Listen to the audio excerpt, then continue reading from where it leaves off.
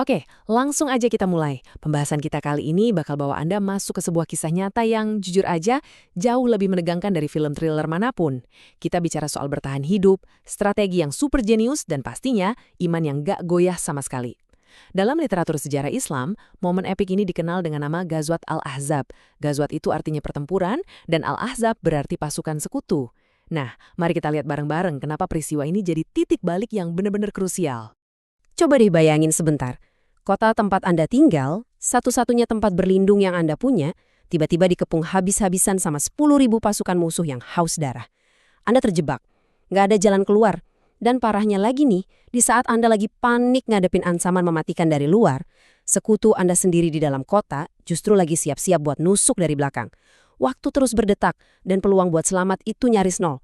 Dan percaya atau enggak, inilah realitas super mencekam yang dihadapi umat muslim di Madinah saat itu. Bagian 1. Ancaman besar pasukan Ahzab. Semuanya berawal di bulan Syawal tahun ke-5 Hijriah. Para pemimpin Yahudi yang sebelumnya diusir dari Madinah, kayak Huyai bin Akhtab, rupanya nggak tinggal diam. Mereka pergi ke Mekah, terus mulai bikin provokasi gede-gedean buat memicu kebencian. Tujuannya cuma satu, menghapus eksistensi umat muslim dari muka bumi. Dan dari provokasi inilah lahir apa yang kita sebut Al-Ahzab. Dalam bahasa Arab, Al-Ahzab itu bentuk jamak dari hizab, yang artinya kelompok atau golongan. Jadi secara harfiah, Al-Ahzab itu maknanya adalah pasukan konfederasi atau faksi-faksi yang bersekutu. Dan ini bukan sekedar satu pasukan biasa loh, ini aliansi militer raksasa. Ada suku Quraisy, kabilah Ghatafan, Bani Ashja, sampai faksi-faksi Yahudi, yang semuanya bersatu padu demi satu misi utama, yaitu penghancuran total. Perhatikan deh betapa timpangnya kekuatan mereka waktu itu.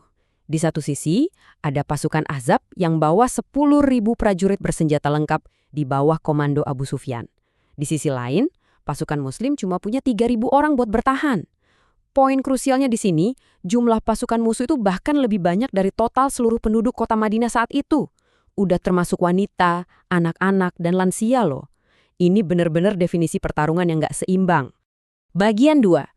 Strategi cerdas penggalian Khandaq. Menghadapi ancaman yang rasanya mustahil ini, kira-kira apa yang dilakukan Nabi Muhammad? Beliau mengumpulkan para sahabat buat bermusyawarah. Dan di momen inilah, seorang sahabat bernama Salman Al-Farsi ngasih sebuah ide taktik militer yang luar biasa brilian, yang benar-benar mengubah jalannya sejarah. Taktik itu namanya Khandaq. Dalam bahasa Arab, Khandaq berarti parit buatan manusia yang sangat dalam, lebar, dan memanjang. Salman Al-Farsi waktu itu bilang, kalau di Persia, saat mereka dikepung, mereka biasa menggali parit di sekeliling kota.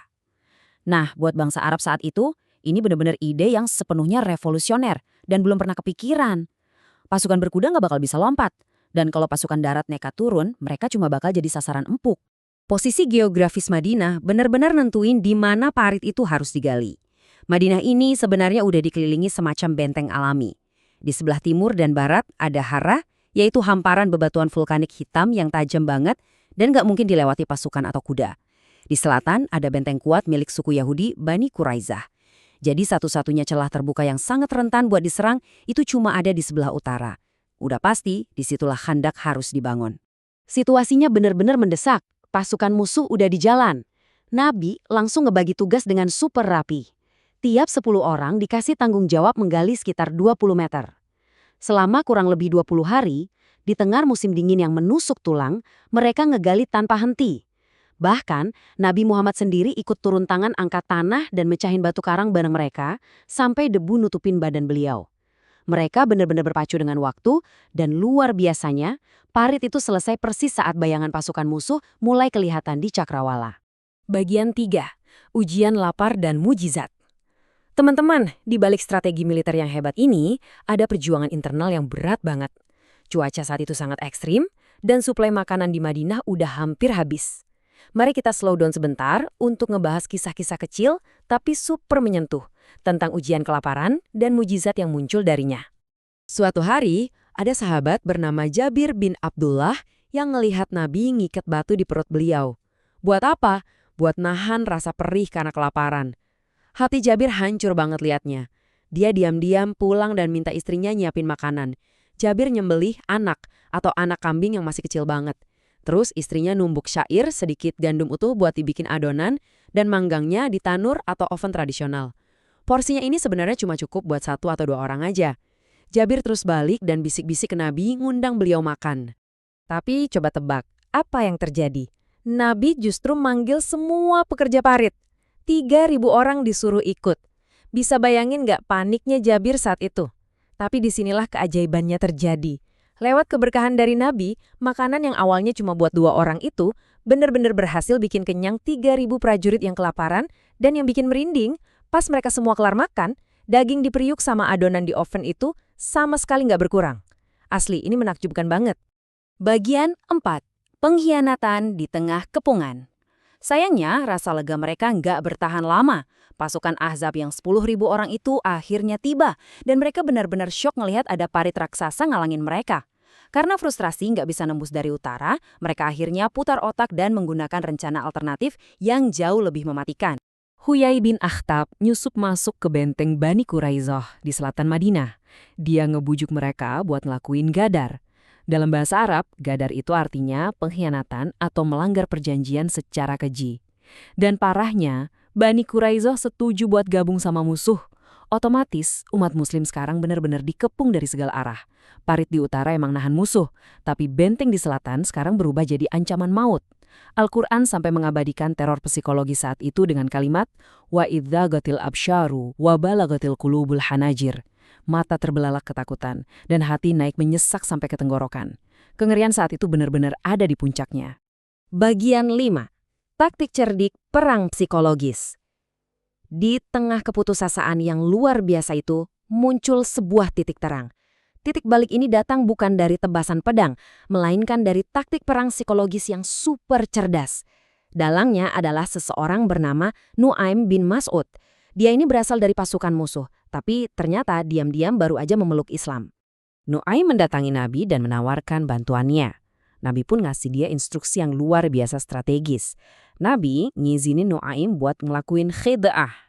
Khid'ah ini artinya tipu daya atau strategi manipulasi pikiran. Karena Nabi bersabda, al-harbu khid'ah. Perang adalah tipu daya. Ini ibarat lampu hijau buat Nu'aim melancarkan operasi psikologis demi memecah belah aliansi musuh dari dalam. Dan manuver yang dilakuin Nu'aim ini licin banget. Pertama, dia pergi ke Bani Quraizoh terus meyakinkan mereka, kalian tahu nggak, Quraisy itu bisa pulang kapan aja dan ninggalin kalian buat dibunuh Muhammad. Jangan mau bantu mereka, kecuali mereka ngasih kalian tokoh-tokoh Quraisy sebagai sandera. Bani Quraizoh mikir dan akhirnya setuju. Terus, Nu'aim lari ke suku Quraisy dan bilang, Bani Quraizoh nyesel loh udah khianatin Muhammad, mereka bakal minta sandera dari kalian buat diserahin ke Muhammad, supaya mereka diampuni. Gila kan? Pas Quraisy dan Bani Quraizoh akhirnya berkomunikasi, tebak apa yang terjadi? Semuanya persis kayak omongan Nu'aim. Kepercayaan di aliansi musuh seketika hancur berkeping-keping berkat satu operasi ganda yang jenius ini. Bagian 6. Angin badai penentu kemenangan. Nah, dengan aliansi musuh yang sekarang saling curiga dan moral yang jatuh berantakan, tibalah pukulan pamungkas. Pertolongan ilahi datang di waktu yang paling tepat buat ngakhirin pengepungan yang melelahkan ini.